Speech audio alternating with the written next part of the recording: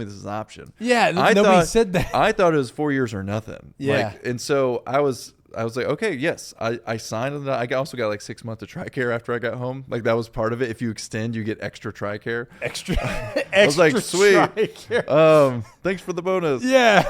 And so I go month, and here's another funny thing: SEPs and TAPs and all the stuff you have to do before you get out. Yeah. Because even though I extended a month, I was still going to get home less than a month of me getting out. Yeah. They made me do my separation and TAPs before I went to war. So I had to go through the whole like job interview, all the stuff like when you're getting out before I even left for Iraq. Oh, so wow. usually they wait till you come home and they like do a whole transition right out. They just like, we don't have time. It's wartime. Everyone's like, it's 2006 and 2007 is the highest rates of death.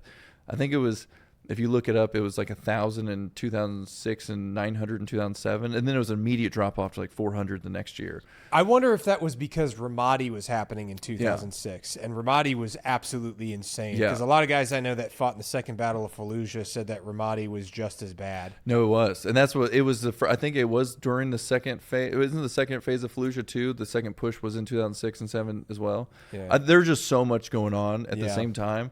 So we get there in 2006. 2006. I can't remember exactly if it was. I think it was October. I think we landed in maybe it was October.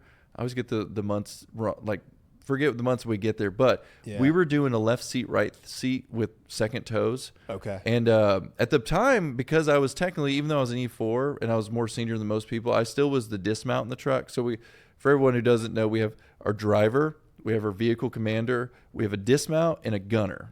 Obviously, gunners in the 50 cal, the Mark 19, or the SAW, or the other 50 cal, I think it was.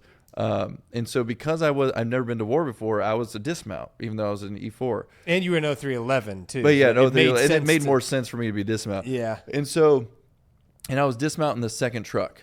And so when they were doing left seat, right seats, and this happened to my buddy Jeremy who went over with me, I think it was his platoon anyways, where it was to the point to where the other second toes didn't have to do another left seat, right seat, but the guy wanted to make sure that we knew what we were doing. So he's like, hey, I'll go on another ride with you.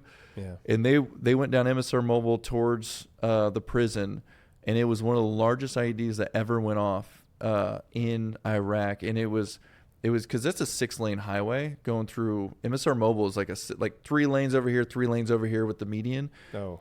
And under it, the culvert, what do you call those big circle? Yeah, like a culvert. Yeah, culvert was stacked. They stuffed this thing with, and it ended up being a very complex ambush to where they blew that thing up. And luckily their chameleons were on. We had chameleons. I don't know if they called it something different.